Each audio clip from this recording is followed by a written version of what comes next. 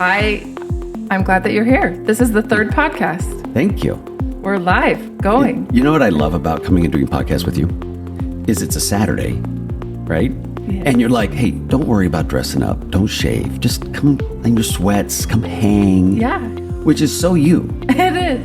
Right? It's like you just have to kind of lay down the new rules are, look, we just be present. Just come. Just be here. I am Emily. Wait. Stop and smile. Ready? Yeah. I am Emily Braithwaite. I am the third of 7 children, and I am here to introduce our guest on the JOYrific podcast. Today, we'll be talking about JOYrific guidelines. Be helpful, be kind, and no whining. William A. Kezele is a licensed clinical professional counselor and BCIA certified neurofeedback therapist. He has a passion for helping others and has been involved in many community activities, from serving on the Twin Falls City Council to serving on the 5th Judicial Court as Vice President of the Court-appointed Special Advocates Board of Directors. William has been a keynote presenter for companies such as Allstate, Microsoft, Reader's Digest, Audi, Primary Children's Hospital, Nevada Energy, and more. William is certified in the Color Code Personality Assessment and Training Program and has worked as a consultant and trainer for many Fortune 500 corporations, teaching and developing senior management teams and directors. Welcome, William. So give me a rundown of how we want to go about it. Okay, so I created JOYrific, which have you seen that chart? You saw the chart. Uh-huh. That's like the original one. But I created JOYrific. It was actually 13 years ago, exactly this weekend. I had 3 little kids. I mean, little kids, 3 little girls. And I was at the end of my those are just really, really, really hard years. Yeah. And so you're still learning how to be a mom. Yeah. And, Yeah. Well, it's a constant experience as well. Still nursing, and I had like 3 in diapers and like 3 car seats. I mean, you upgrade to a minivan, like it all. Then you have to get a bus. Yes. We're definitely in a bus now. So 13 years ago, and I just didn't really do anything with it because I've been like doing my kids. So I got my MBA. And now I'm ready to do something with it. All my kids are in school. To be honest, I haven't figured out how I'm going to do something with it. Yeah. And so somebody said, well, you should write a book. I'm like, well, I've kind of tried. She said, my good friend said, well, why don't you just record the first chapter as a podcast? Yeah. Like, oh, okay. Well, I could do that. So I've had 7 kids. I'm going to record 7 episodes. And each episode is about a major life lesson that I've learned with that kid. So the first one was my first episode, my first kid, my second. So you are here now with my third. I'm your third kid episode. You're my third kid episode. Got it. Which is Emmy when she was a little baby, and she's the one that did the intro. And now look at her. She's like amazing. All grown up. Yeah. And so each episode has a big life lesson that I've learned. And this third child episode is really the like birthing of the JOYrific Chart. And the whole JOYrific system and what it was and where I was in my life. And my mom helped me a lot with that. Mm-hmm. And it honestly hasn't changed very much from when I created it. It was like a red, yellow, green stoplight. Yeah. And then it expanded and expanded. And as I did more research, I like developed it into what it is now. And it's really reflecting back on my time when I had 3 little kids and others who might have 3 little kids. Yeah. And doing hard things. And 3 little kids was a handful for us. I remember we were outnumbered. Yeah. 4 was not so bad. 5 was a piece of cake. Well, and 6 is when you have like buddies. So really it's actually easier. But 6, you have to get a bigger van. It's true. We could get the 5 in, but we got 6 and it was like everything changes. Yeah. Well, and then add dogs to it. And there's like no hope. Thank you for inviting me to come be a part of this. I love JOYrific. I love your thought process on this. I love how you got there, how you rebounded from, the struggles and you became proactive. Yeah. And I love that. Oh, thank you. It's been a process for sure. 13 years that we've been doing it. Mindfulness. Big deal. We don't do that anymore. No. Allow kids to have mindfulness. Yeah. Or time to ponder. and quiet time to think. And to be okay with their thoughts. Yes. We have to entertain them all the time. Yes. And constant notifications. Yeah. And you can't be in silence. They don't know how. Yeah. They get super uncomfortable as soon as it gets quiet. So, and actually what's really interesting, have you ever played the Spot It game? It's like you should get It's like a Bop It? No, it's like a card matching game. Oh. So every card in the deck matches another card. Like it's mathematically correct. So I created one for JOYrific, and I was going to have questions on every card, like questions to ask your kids. And I talked with Matt Larson, who he's going to be on the podcast as well. And I said, do you have a list of questions? And his response to that was so interesting because he says it's not that people are lacking questions, it's they're lacking the patience and the process to go through asking the questions and to listen and to hear the awkward answers and to be part of the process. It's not the asking that is, it's the curiosity of what are they going to respond with and how do I respond? And yes, yes. And I remember one time who was then 5, my oldest, she like stood on her door and she was so mad at me and she was yelling at me. And I was yelling back at her. And I thought, you know what? This is not working because I am doing exactly what she's doing. And she's 5 and I'm older than 5 and 6.5. Yeah. But that's exactly how I was acting. And so one of the main lessons that we learned that we've talked about is only you can move your magnet. And so her at 5 was having this massive temper tantrum. And so she moved her magnet to the grumpy. I was just going to say, I'm looking at which one did she move it to? So she moved it to grumpy. Okay. Well, and actually, but not temper tantrum. No, okay. Usually kids don't want to touch the magnet board if they're having a temper tantrum. It's more of a reflection back on. Could you get darts and just yeah, throw darts at it? Throwing. Yeah. Some mud. Get a big gulp. Yeah. Mud. Poof. So here she was having this temper tantrum, which was before the JOYrific chart. Once I had the JOYrific chart and I had this process of she is having her temper tantrum, which she was safe. She was in her bedroom. She could have whatever kind of temper tantrum she wanted. And I chose to leave my magnet unkind. And I wasn't going to have her temper tantrum affect me. So you felt the change and went, wait a minute, I'm like an adult here. I can control this emotion. Yes. Yeah, good for you. Even though it's really hard because... Well, you want to jump in and be angry just like you were raised. Yeah.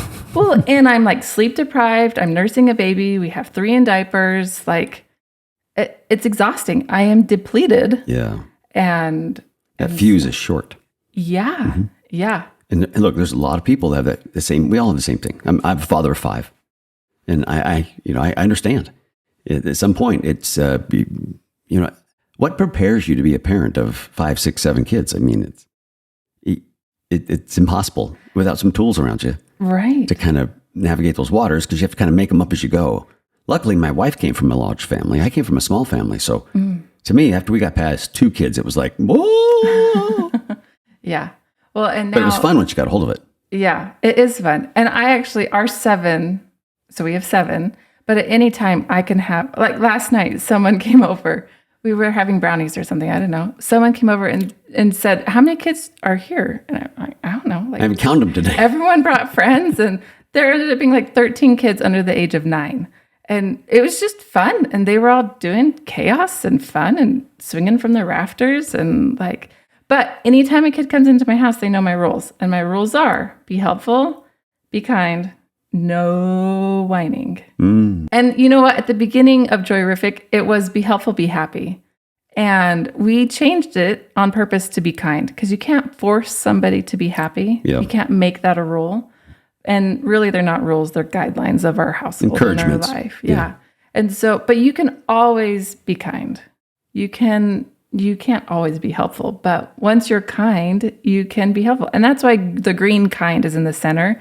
Because at any time, you come back to that. It doesn't matter what you've been in the last 2 hours. It doesn't matter how terrible of a night you've had. It doesn't matter. Be kind. and come back to that and continue to strive to come back to that. And you're not always there. Kind is the route to happiness. Kind and gratitude. Ooh, I love that. If you go through life, if you walk out the door every day and say, today I'm going to exercise my right to be grateful, right? And find something throughout the day. Just focus on the fact, once, twice, 3, 5 times a day, I'm going to say something of gratitude to somebody. If we look for gratitude in life, first of all, that's a kindness. And kindness always leads to gratitude, right? They kind of work together. You'd be surprised how happier you are in life. Because look, every day you're going to get 50% of crap, and every day you're going to get 50% of great. I mean, you just get to decide which one you want to play with. Yeah. But when your heart goes to gratitude, look, as simple as this, I can't tell you how many times I go into a store and I choose to open the door for somebody. I don't have to. I choose to. I'm doing something, and they'll walk by and not say a word. I'll bet 80% of the time people walk by me and don't even recognize you. Oh, do you want to know what most They don't people say thank you. They don't say appreciate that. They don't open the next door to let you in. It's amazing how self-absorbed we've become. And so reminding us that we can be kind and be grateful is a gift that will keep on giving throughout your life. And most people say to me, most people hold the door open for me because I'm usually like carrying 2 kids and have a entourage. And they usually say, oh, you have your hands full. Every time. I mean, I could count if I had a penny for every time someone said that to me. Yeah. Which comes from like a judgment space. Yep. And I'm okay with it. And you know what? I do have my hands full. And I'm glad that you opened the door for me because... And on this note of gratitude, I would probably share with you as well that is if you help children learn that, kindness and gratitude, and that it's a choice and they can choose to put things on the shelf and bring other things off the shelf. It is the number one thing that changes marriages, a heart of gratitude. And if you talk to anybody that's been married for 50 years, where they go from love to endearment, it's higher than love, right? This is higher love called endearment. Every one of them I've ever interviewed, I've asked the question, and it always comes down to the fact that somewhere along the line, they both developed a heart of gratitude, where they woke up each day and were grateful for what they had. Okay, so socks are on the ground. But hey, thank you for going to work today. Thank you for earning some money for our family. Thank you for taking the time on Saturday. Thank you for making dinner. Thank you for picking up my socks. If we would just utilize the attitude of gratitude, which is developed in children. Yeah. Right? And it's amazing how it changes love. Yeah. Yeah. So it's an investment in their future relationships. Oh, I love that. It'll go a long way. Well, and that's what JOYrific being a foundation of communication, of skills, vocabulary, all those things where you're feeling short fused. Yeah. Where do you go and how do you go? And you go where what you were taught or what you weren't taught.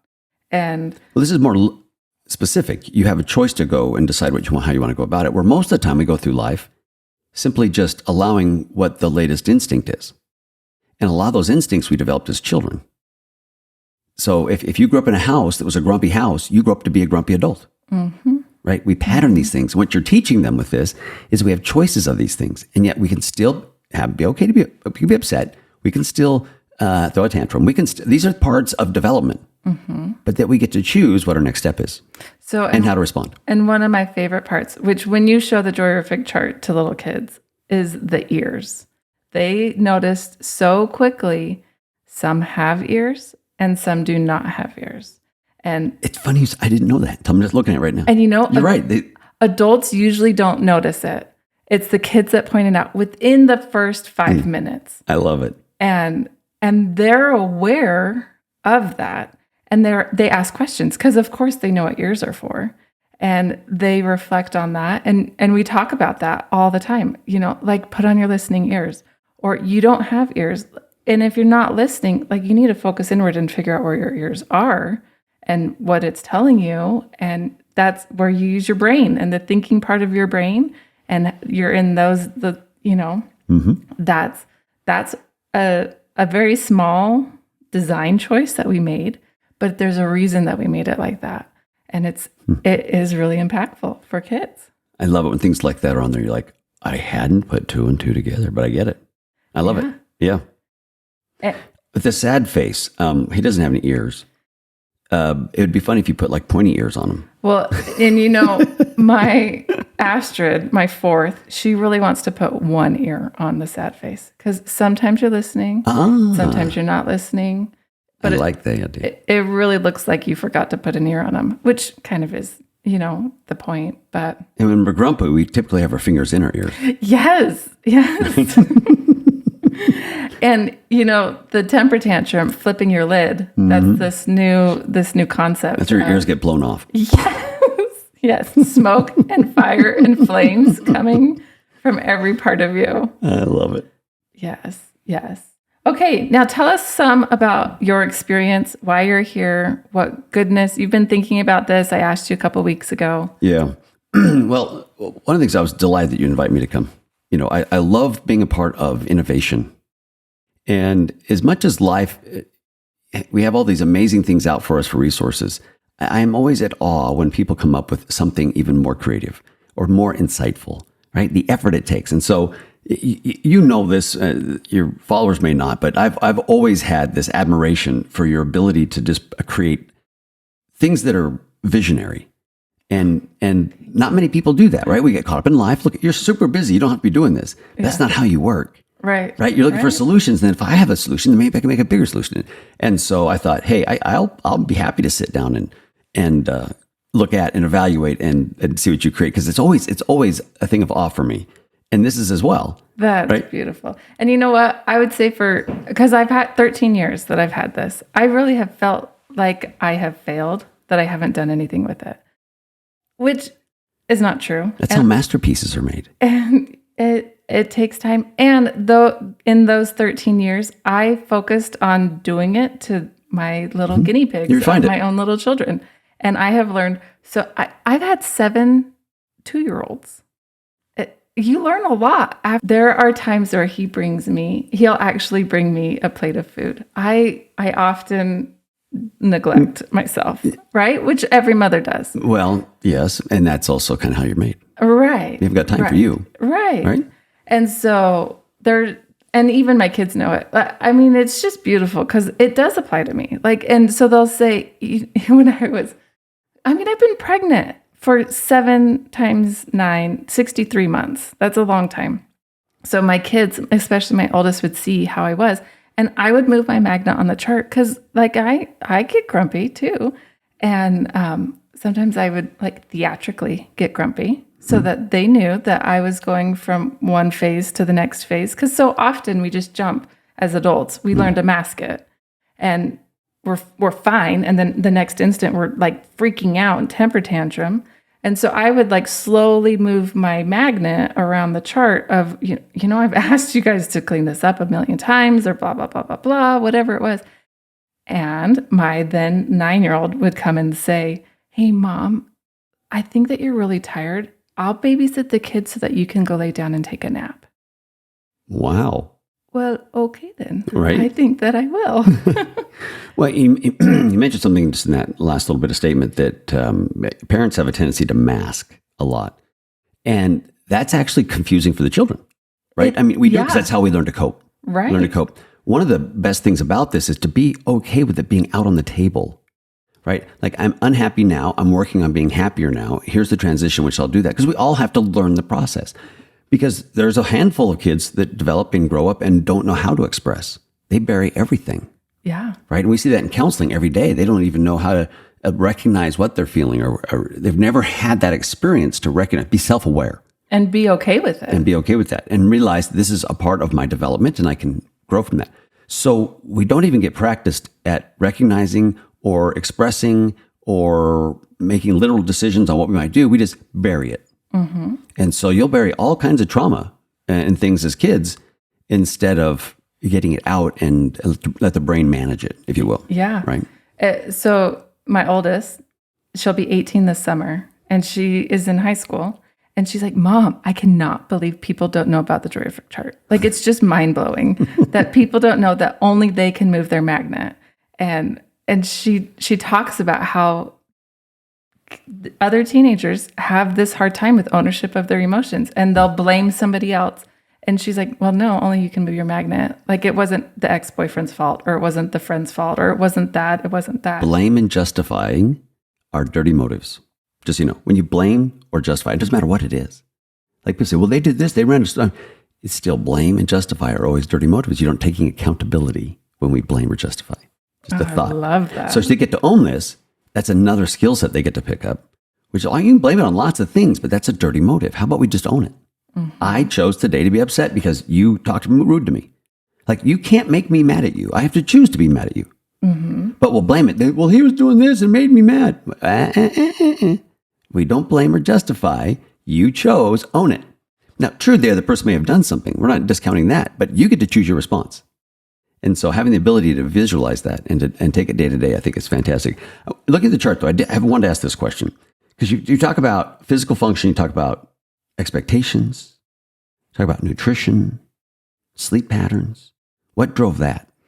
Oh, I love that. So in the chart, when you don't have ears, when you're not listening, you need to inwardly reflect and figure out why is it that you're not listening.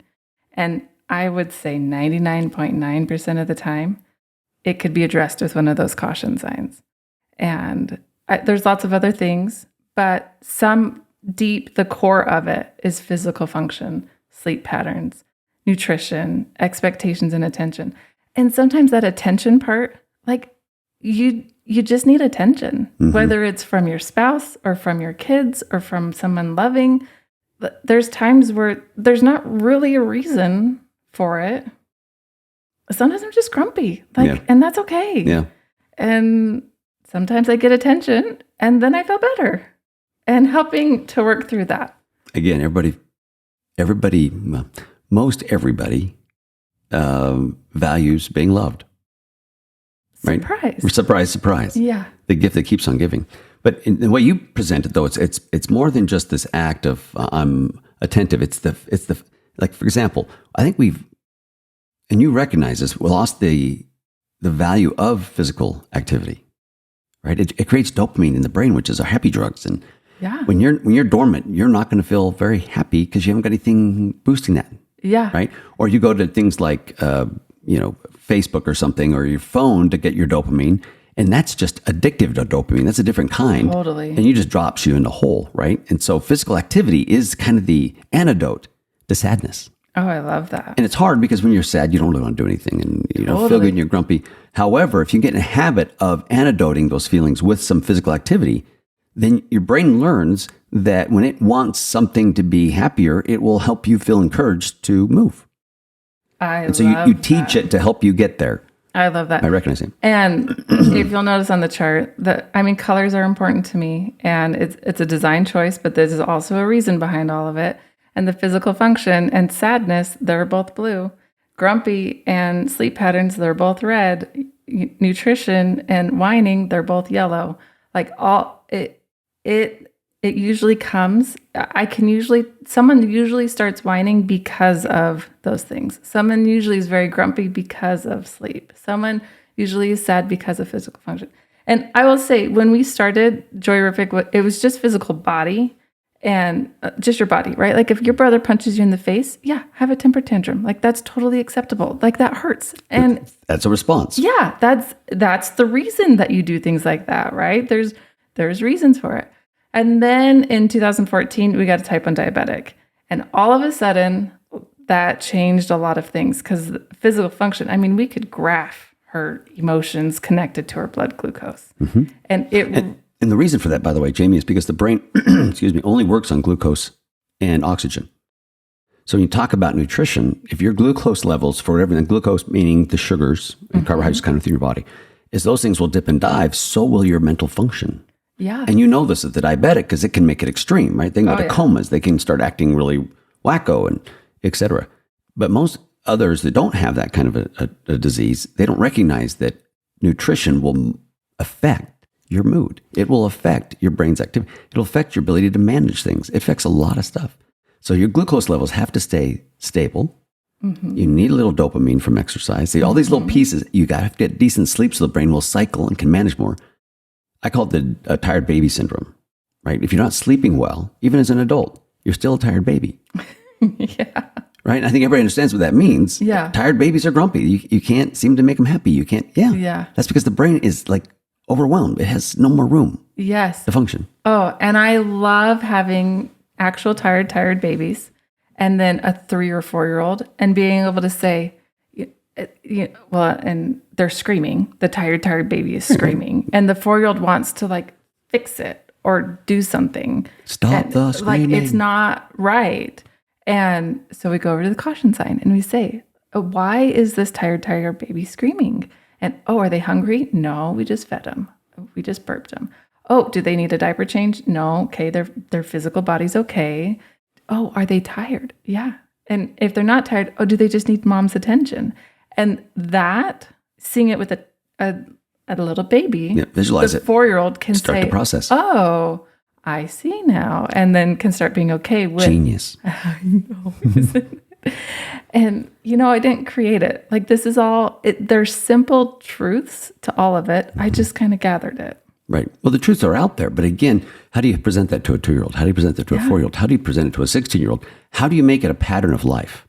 Yes. Oh, yes. Because you can sit there and profess it all day long. You can give the kids the sermon on this kind of stuff, but actually live it, and it's part of life. Like in our family, we started a thing about content communicating. Oh, I like that. Right. Content communicating. The reason we did that is we all have a tendency to communicate in hints, right? It's like, it smells in here. And what you really want is somebody to take out the trash. Yeah. Right? Or we'll say things like, oh boy, I wonder if anybody wants to maybe go out to a movie or something. No. So we call each other out on that because that's become a lifelong pattern in our family where we say, I'm sorry, that's not content communicating. You want to rephrase that? Oh, that's fabulous. And we remind, so all day long you get this, okay, you're right. I need to say, it's time for family prayer. Not, hey, would you guys like to have? I wish my family would gather around for prayer. I get so upset when they don't. I don't know what they're We never do that. Right. Yeah. How about you just content communicate what you're feeling? Yeah. Right. Oh, that's great. So having those kinds of charts or those kinds of focuses is, I think, the magic behind it, because you get to live it, you get to learn from it, and you get to visualize it, and you get some choice in it. Mm-hmm. Those are perfect development points. Yes. Nutrition. Mm-hmm. Yeah. Talk to me. Well, it's actually my least favorite because I hate cooking. I just am not a cook. My mom worked. We were raised on mac and cheese. Everybody has their gifts. My gift, I would rather make you a cookbook than make you dinner. Or I would rather remodel the kitchen than actually make dinner. I mean, literally. It just... you can order those now. I know. Dinner in a box. It's lovely. The best. And Garth can cook. So it's actually magical. So he cooks and it's wonderful. And there's so much about nutrition, right? So I have a type 1 diabetic. She also has celiac. So that's gluten-free. Mm-hmm. So then, and type 1 diabetic also means that we count carbs. So actually my life is focused a lot around nutrition unwillingly because I'm not a health nut. Yeah. But I have to count all the macros and all the carbs and all the things that health nut people do. And it's how we survive. I see clinically many times when I have people that have just kind of a lot of things happening and doctors can't seem to figure it all out. I ask them about diet. Not a dietitian, but I went out and decided to get certified in lots of dietary type things. And the reason for that was it seemed to be the smoking gun in lives that were whether unhealthy or they're having emotional distress, things of that nature, that when you start looking at our diet, especially an American diet, there's no diet. Right. There's no food value. Right. Mm-hmm. And we do that all day long. Yeah. And you wonder why your brain has stress. Keep in mind, that little guy, that brain manages everything. Mm-hmm. And 90% it manages, you don't even think about it. It does it all on its own. So you don't feed it, right? You don't have the body chemically working right. It's using up energy to realign all kinds of chemicals in your body to deal with the fact you just took in a bunch of chemicals. Mm-hmm. It's not what the body can use. And then you can't wonder why your child has, these emotional things or why they're starting to become suicidal or why there's so many things that can be tied to a healthy diet. Mm-hmm. So how did you do it? I mean, with that many kids, do you have to clean out the cupboards? And it's at the point where you're forced to do it, right? We were at the point where we were forced to do it. And we have a gluten cupboard in our house because I have 7 kids and gluten-free bread is seriously expensive. And so there are choices that we had to have made. But counting carbs is a huge one for us that we have to do because she has to dose from counting the carbs. Yeah. And, when she was diagnosed celiac, which was a year after she was diagnosed type 1, and autoimmunes usually come together. Yep. But diagnosed celiac, she went up 2 grade levels in reading within 3 weeks. It was amazing. The gluten fog that her body was just not processing and not getting the brain back in gear. And yeah. So we do it. We do it. And Taco Tuesday is a huge thing that we do, which is a gluten-free Taco Tuesday.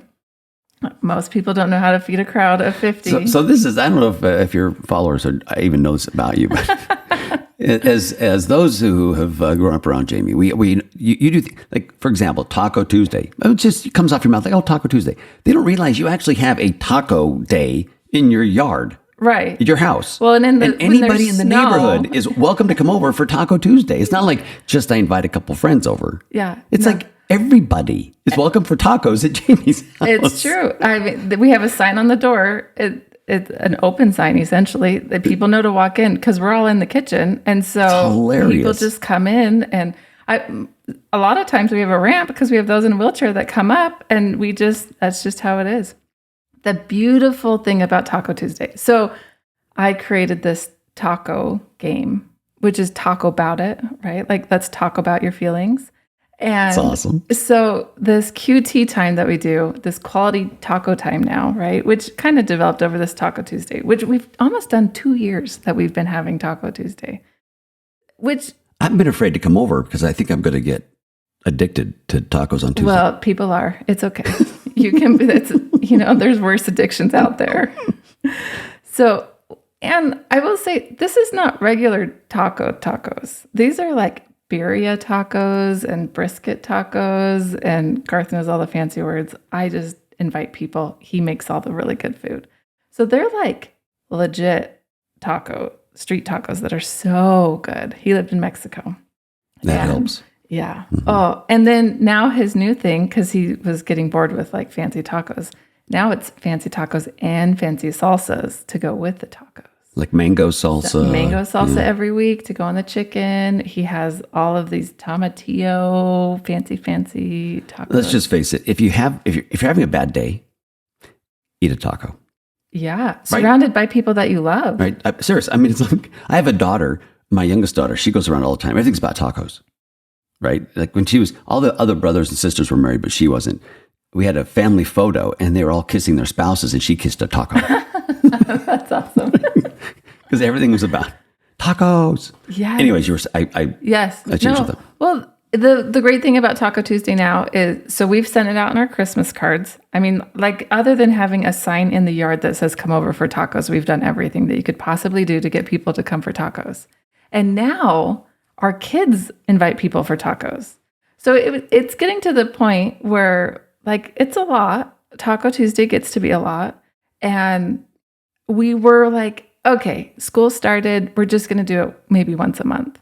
And our kids are like, no, you can't do it once a month. You have to do it. And I was like, well, okay, I guess we're doing it. But see, that's like a family tradition. Those kinds of things are things that give your children confidence. Yes. When you create any kind of family tradition, if it's a Christmas one, if it's a Taco Tuesday, if it's something we do every Saturday at midnight, anything you create that's kind of a family insider thing has your children more confident. Those children are dramatically more successful in life when they walk out of the house with lots of traditions. I like that.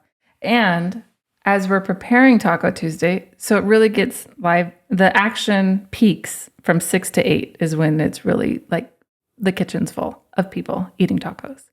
But from 4 to 6 is the pre-taco show where it's my kids and we're making tortillas and we're making the salsa and we're standing around in the kitchen talking about all of the things that have been happening in the day and the things that are happening and who they invited or who do we think would benefit from coming to Taco Tuesday and what could we do that. And so who did you invite this week? Because I was really thinking about so-and-so, and I think that they'd benefit from a Taco Tuesday.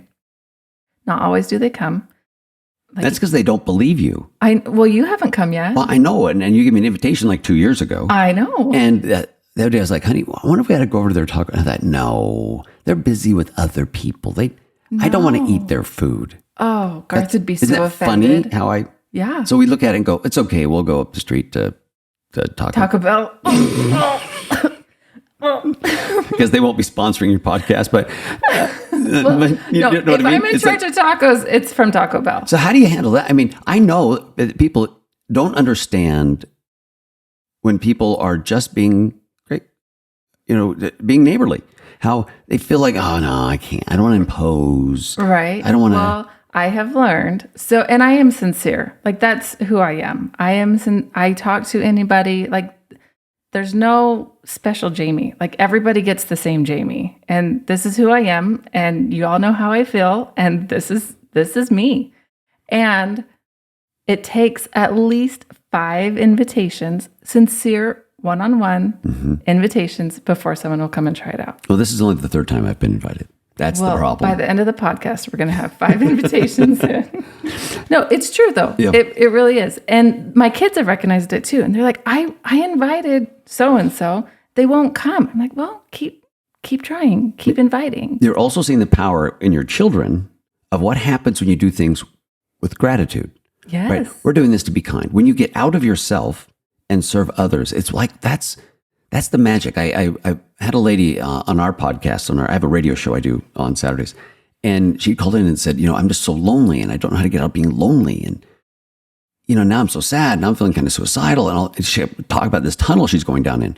And the advice I gave her is there something you could do to get out of yourself for a moment and go do something for someone else? Yes. And so we found this app called Just Serve, and she put that on her phone called Just Serve, and it's got all kinds of things you can do to volunteer to go do something. And she wrote us just the other day and said, that one piece, that's all you said to me. I can't believe how it changed me. Well, see, your kids are getting that at home, right? Yeah. You're teaching them how to serve. You're teaching them how to be helpful, how to do something kind, that whole process, again, is the development to happiness. I love it. I love that. And we don't. A lot of times we just kind of, tie ourselves up in our house. We shut the door. We get stuck on the computers, and our world shrinks. You can be surrounded by people and be lonely. Our house is never empty. And there are times where I have felt lonely, surrounded by a whole bunch of humans. Yeah, it's not because you're lack of people. Right. It's lack of connecting. Yes. So, well, and when you come to Taco Tuesday, you'll have to read some of the signs on the doors. Because remember, I would rather create a logo than create dinner. Right. And so I'm instilling that in my children. And so they create new signs when you come. But some of the signs, so the 10-year-old age is usually about the age that creates it. But the signs say like, make a friend, be a friend, or turn off your phones, no Wi-Fi zone. And like some of these basic how to be a friend skills that some adults, kids don't get and don't have. You just touched on one that maybe we'll go back to. I don't know. You just said about like it's a no Wi-Fi zone. Yeah. Can I tell you just how destructive that thing is to the kids? Which we're super nerdy. You're around a lot of computers and stuff. Well, our license plate has nerd on it. Right. We're really, we have enough technology. My point to that, though, is it's becoming such a part of everybody's life. And I'm not against technology. I'm not against the cell phone. I'm not against Facebook. I'm not. I think they were created for good things, and good things can happen from them. However, we have to learn how to use them and not let them use us. Yes. Right? The more they can get you on one of those things, the more money they make. Oh, right? They're trying to get you stuck on them. Yes. What you've got to learn is how to use it for you and not let them take advantage of you. And that's why I say you can be a nerdy home all you want. If you manage it correctly, it's a wonderful tool. Totally. That's not what's happening. Right. It's become a babysitter. Yes. It's become a way to lose our mind. And what it does is it causes you to lose your ability to feel joy. Yes. How many times do you get on, you see somebody that's on their YouTube channel or on Facebook, and they're going through reels, and they've been an hour, 2 hours, and they walk away from that going, I am so happy today. Right. It never happens. No. And that's because of the way it's designed. And so you want healthy children, you got to teach them how to use their technology. And you got to, so I have so many strong opinions on technology because that is like my background, right? And first off, you're never going to know more than your kids about technology. You're just not. They're born with it. I think in heaven, they come with a knowledge of how to use an iPhone. And they will, and what Garth says is it's an arms race. You can never outlearn them. And we're really nerdy. And our kids will teach us things that it's just part of how these kids are going to be. It's this generation. So you have to teach them things. You have to teach them about bigger decisions than trying to limit it. That you can't, it's just impossible. And so figuring that out. And I tell the kids, no ads, right? Like we really try and avoid ads or anything with ads and stuff like that, which people do make money off it. But I'll say to the kids, there's a team of 50 people in this marketing department that's trying to get you to continue to watch this.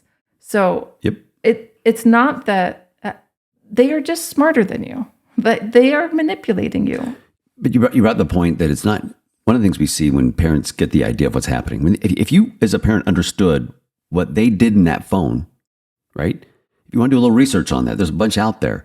It is built to addict you. Yes. Right? It is cocaine with a battery. Yes. That's how it's set up. It gives you this little bit of euphoria, and it changes your levels of chemicals in your brain, and it resets your set point. And all kinds of things can happen there. But this idea that you'd go, kids, I'm locking down your phone. You only have 30 minutes, I'm locking it down. And that's the end of what you do with it. Then I think you're missing the boat. Yes. Right? Ooh, so let me tell you what we do with our kids, and it doesn't work for everybody. Everybody needs to come to their own thing, but we give 1 minute per child for screen time. So 10 years old, you get 10 minutes, and 15 years old, you get 15 minutes. But then we constantly say, you can ask for more time at any time. Just ask for more time.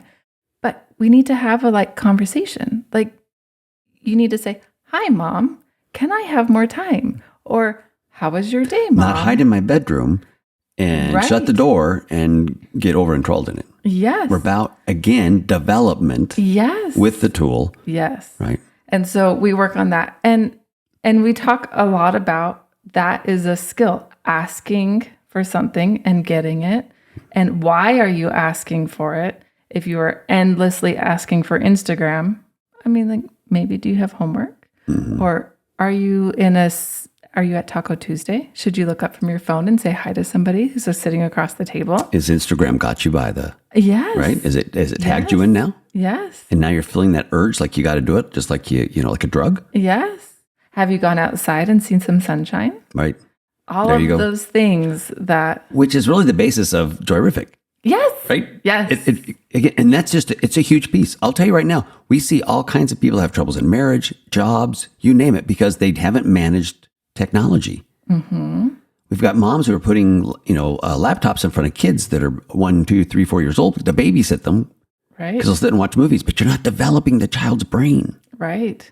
And so we've got to talk about it. We've got to make it a part of this full development, because without it, you literally will lose your ability to feel loved and your ability to feel joy.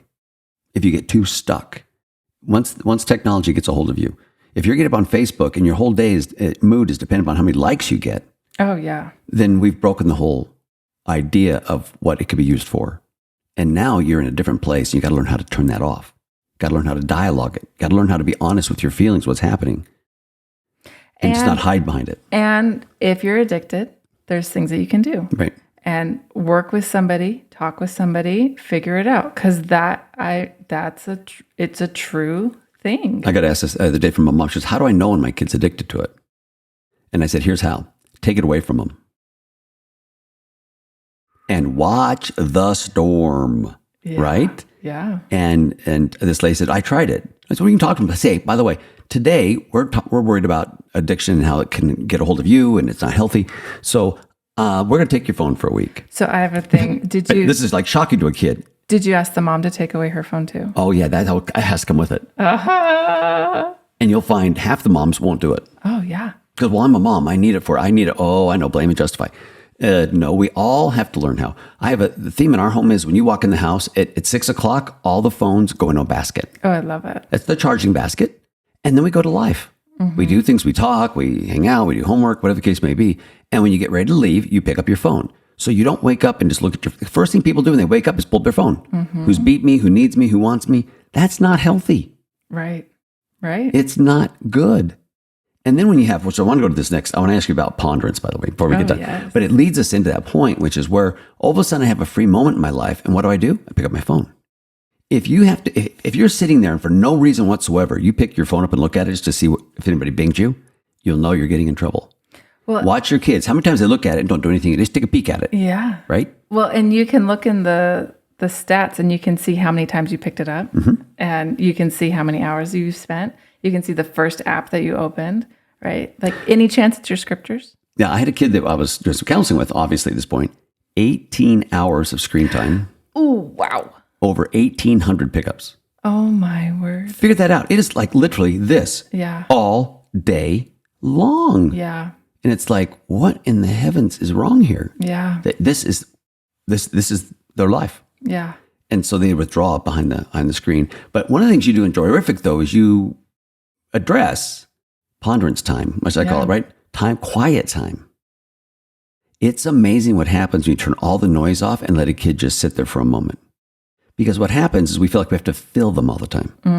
They got to be entertained all the time. They got to be doing all these things all the time. They got to be going to all these sports. They got to do all these things we want kids to do. And I get them into my office and I find that they start at 6 a.m. and they go to 10, 11 o'clock at night, nonstop. Yeah. And they're 11. Oh, yeah. Right? And it's like, wait, when do you ponder? Right. What's ponder? How do you do it? Oh, that's a great question. We're busy people. Like we just are.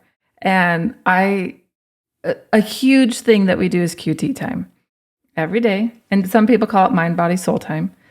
QT time is where you set the timer. And I've said this over and over, and I'll continue to say it. You set the timer for however old you are, right? I'm 39. I get 39 minutes. Really? I'm 22. So you would get 22 minutes. That's great. We would set it and we can add it together. So my 39 plus your 22, we'll add it together and then we can have that time if we want. Okay. But this is undivided attention to the person that you're having QT time with. So my 5-year-old will set the timer for 5 minutes and I'll give her QT time. So I don't do anything else. I focus on her. Being present and being okay. And that's fine. Like we don't have to do things, and let's just sit. Let's just figure out what's happening and that. So as I've done that, so now my 18-year-old, right? She's had it for 13 years that we've done this QT time. We're able to have those deep, strong conversations that we have. That is the like frontal cortex of their brain, thinking and things like that. That's one thing that we do. So I make time to have QT time, which means I can't be out playing basketball or in the sports or the theater or the whatever it is that I'm doing till 10 o'clock at night. Because then the kids, like if I say yes to something, it means I have to say no to something else. Right. And so helping to really be deliberate about what it is that I'm choosing to do. That's one thing. Another thing is I say to my kids all the time, go and be bored. Like, I'm fine with that. Like, they'll come to me and say, I need to, whatever. I'm bored. I'm like, oh, good. And there's so much research about being bored is where you hit that extra part of your brain that you can get creative and all of those kind of things. It's a motivator. Yeah. And so we try and be bored around here. And I think it's a great thing. And if they don't want to be bored, then I'll think of some chores that they can do that will make them also be bored and do a chore. And it also gets that brain thinking. So we do a lot with that. And another thing that we do, there's so many things that we do. And I'm sure you're going to have to tell me some things that you do, because I know that you do things too. Yeah. Is drinking water. So especially if a kid is That seems so simple. I know. But to be mindful about drinking water, just look at your day and see how many times you actually drink water. Again, it's shocking. We don't put any water in this. We don't. And especially when there's a conflict. So when we have a conflict around us, me, the kids, anything, I'll say, hey, let's talk about this. Will you go get me a drink of water? And I'll have them get a drink of water too. So 8 ounces of water, you stop and you drink and you're able to think. I love it. And so that is a huge one that we do. So sometimes my kids will bring me a drink of water. Mom, here's some water. I think you need a little water. We need to think about this. And One of the things that I'm really proud of you for doing, and I think the people that get around JOYrific understand this as well, is just how real you are with it. Meaning that it's built to be real. It's not like you're trying to be this magic mom that has all the magic events and all her kids are just magically perfect and everything just runs like clock. Like we see some of that, right? Yeah. It's like I have counselors that do marriage counseling and they're divorced. And I'm like, and how are you helping me? You didn't do it yourself, right? So what counsel are you giving me? You couldn't give yourself, kind of a thing. In your case, what you're giving people is counsel on life, real life. And some days it's bad days, some days it's good days, and that's okay. Yeah. We're not trying to pretend here. No. We're not trying to pretend that this is the world. And if you don't follow this world, then you're failing at it. No, what we want to say is, no, here's the world you're in. Let's do something with it. Yes. And I will say, 13 years ago when I made it, I was really naive. I mean, I had these 3 little kids. We didn't really have very many hardness in our life yet. Yeah. And I mean, having kids is hard, and like being poor is hard, and like not having a good job is hard, and like all of those things that we had. Yes, we'd had all those. But there are some significant. So when I created this, I was very naive, but I had my mom's expertise. She's older than me, and she had a lot of wisdom. And our relationship was actually really strained. And as I grew up as a teenager, I'm an only girl. The caution sign really came from once I was 20, I recognized I needed all of those things in my life. And then I was more pleasant to be around. Yeah. And as a child, you develop. I actually liked my mom. Mm-hmm. Like when 14-year-old Jamie was like, not very kind and a lot on the grumpy and just there's just a lot of tension. There's like, it was hard and they were going through hard times and she was trying her best as a mom. I mean, she had all these kids, she was working. She didn't have the tools. But you don't understand that until you start feeling it yourself. Right. And you have to expect your kids aren't going to get it either. Right. The gift for us was when the kids got to be a little older, when they would say, hey, Mom, Dad, thank you. I know we didn't like mowing the lawn. I know you're right. And then they're like, thank you. And you're like, the payback. Oh, it's the best, isn't it? In the summer. Stay committed while they're young because you're going to think that you're just going to have. She goes to diabetic camp in the summer and she's now a counselor at the camp, but she'll call because there's no reception. But at some point she'll call and she'll say, Mom, I love you so much. You did so much for me. And thank you so much for all the things that you did. And I'm never going to have a dirty room again because these kids are filthy and I'm going to be, and I just love you so much. And I think, oh, it's all worth it for this moment. Paybacks take a little bit. On ponderance, one of the things we found in our family, or what I call this time for some quiet. We found it around, we'd have family prayer at night. Mm-hmm. And so we'd get together and say, hey, everyone, it's time for family prayer. Let's gather. And instead of the chaos, okay, let's force family prayer. That wasn't the idea. The purpose of calling everybody to family prayer was to pull everybody together to have a moment where we just sat and did nothing.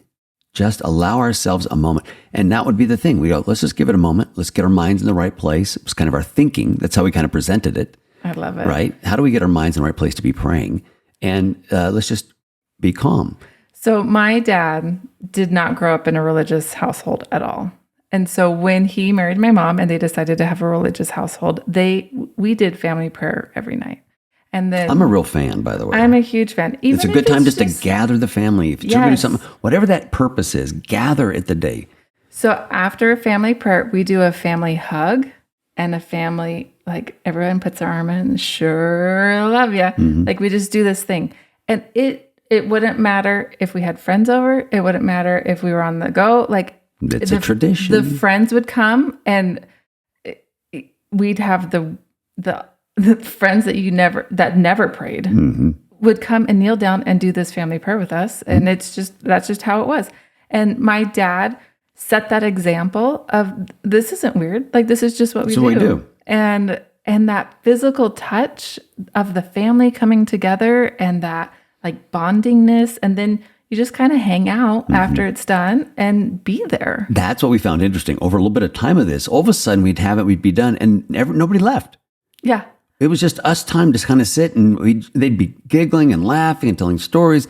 And my wife and I just be sitting there all going, this is we didn't intend this would be right? That wasn't the idea.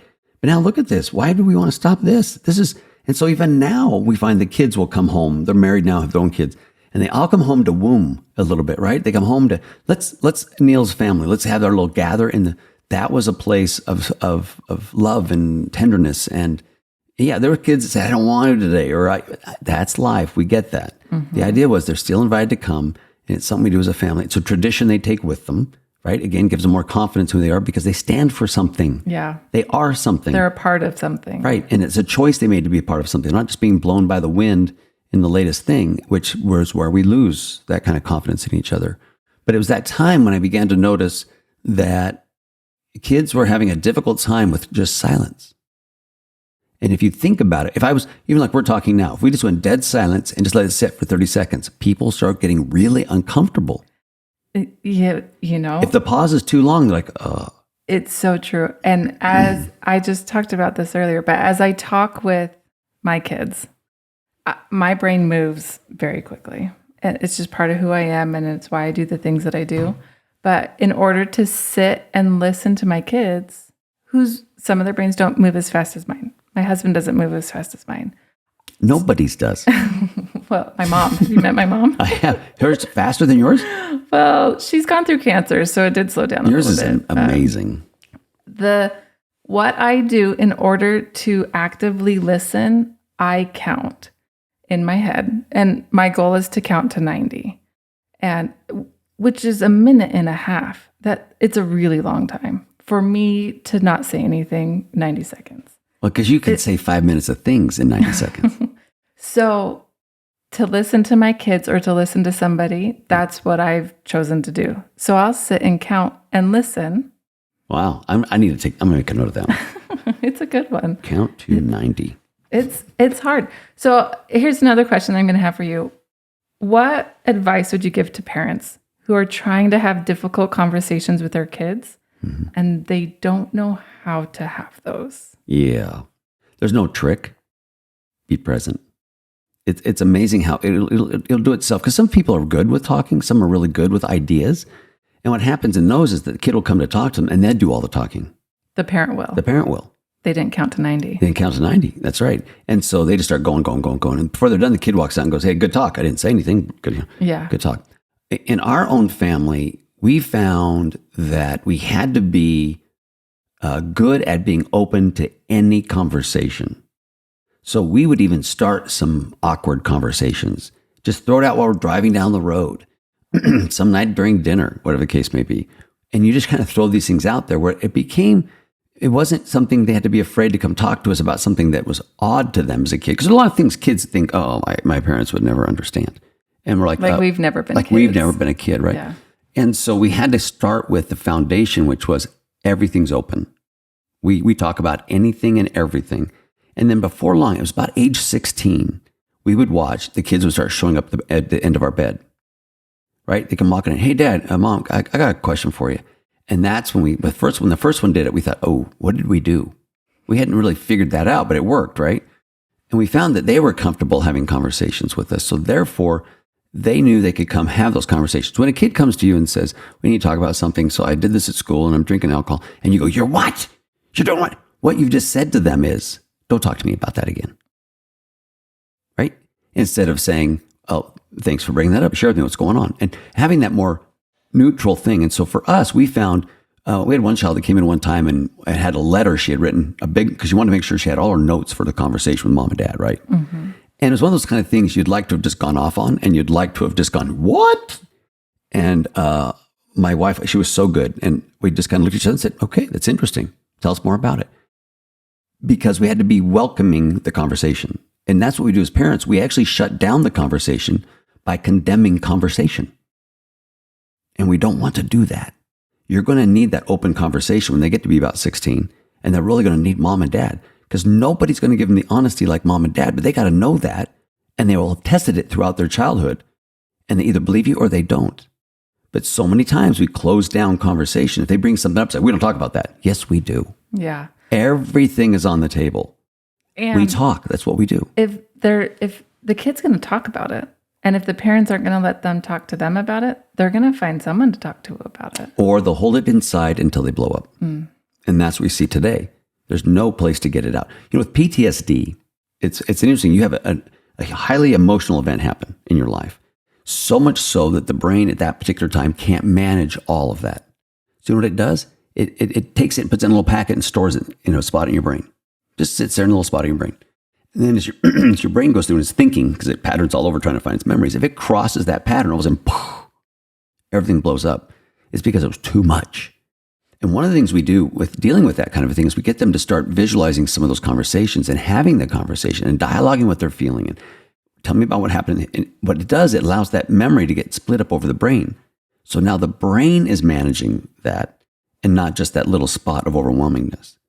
And so with kids, the same thing's happening. If we don't give them the opportunity to have that dialogue, to get it to move around the brain a little bit, to know that there's people around them they can be safe with, even with their worst things, then we take away those hot spots and allow the brain to manage it, which gives them a much better chance of being successful with other things as they're going through life.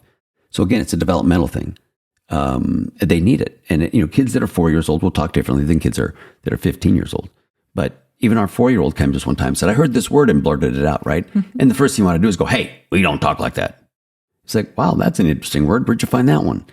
And that's when we started figuring out, we don't have to get all crazy about what they say. We honored the fact they would talk. Don't move your magnet. Right. I just stay there and be present. There's nobody in the world that'll be better for your children than you. Right. They need you. They actually want you. Yeah. But we close them off. Oh, yeah. And so for us, that was the thing. Even they all knew that they were invited to talk to us about everything was off the table. And they never got condemned by what they said they felt or were thinking about, because that's how we shut it off. We don't have to shut it off. Allow it to happen. Something else that Garth has said to, as because I say a lot sometimes, and I try not to. But he always says the relationship is the most important thing. Yep. So focus on that. And then the other thing that he says is leave space for change. Because a teenager might come in and be declaring whatever they've decided to declare. Right. He says you can allow space to change, because that doesn't, maybe they're just trying it on to see how it fits, and they're going to end up changing it anyways. Yep. So don't hold them to that or keep coming back to it, or, Allow for adaptation. Another skill set we don't do much of, which is learning and teaching them how to adapt, right? That nothing is absolutely permanent. We can always adapt. And the key is to be adaptable and happy, right? Instead of resentful.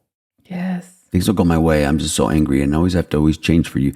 No, we choose to adapt. It's a part of life. And when we don't teach adaptability, we then structure the kids so they grow up in life and they're not flexible to anything. Even if they're wrong, they're not flexible to it. And so the question is, when you're wrong, do you ever become flexible? We sometimes go, no, that's the way it is. I would leave that open, because it may change. Yeah. And that's the fun of life. But the key to what you're doing with JOYrific, which I have so much respect, is that we're getting it on the table. It's visual. It's a part of development. It's a part of life. And it brings all these concepts that we're just losing as families, in particular, about the relationship. Because I've never met anybody who is happy that is out of relationships. Mm. I mean, you got a few loners, but they're usually mentally ill in some way. I mean, there's a lot of but most people find their joy in relationships. Mm-hmm. And yet no one ever teaches us how to have a relationship. And it starts with our ability to have self-awareness and to dialogue and to be real and to know that everybody's in the boat with us. Mm. And if we take that out, then we lose our ability to find places of joy, which are relationships. I love that. And you think about people that have broken relationships. They're not happy people. Mm-mm. If you look at their lives, they're pretty critical a lot of times. Or they're the opposite of that. They are the one that is good at relationships, but their partner is not. And again, it implodes. Mm-hmm. But you get two of those together, life's good. Yeah. Right? Ups and downs. They're all a part of the journey. Yeah. And allowing us to teach that as parents to our children and us to them and them to us, that is the gift, I think, of what you bring. Oh, so thank you for doing that. Well, it's amazing. It really is. All of it is amazing. And kids are amazing. And we learn so much from it. Last question I'm going to ask you is I want you to reflect back on all of the things.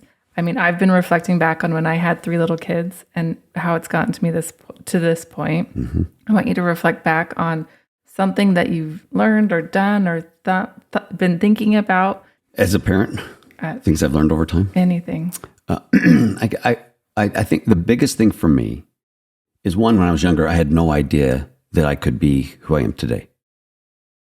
I didn't even know that even existed, to be honest with you. I mean, look around it, but I hadn't really understood it.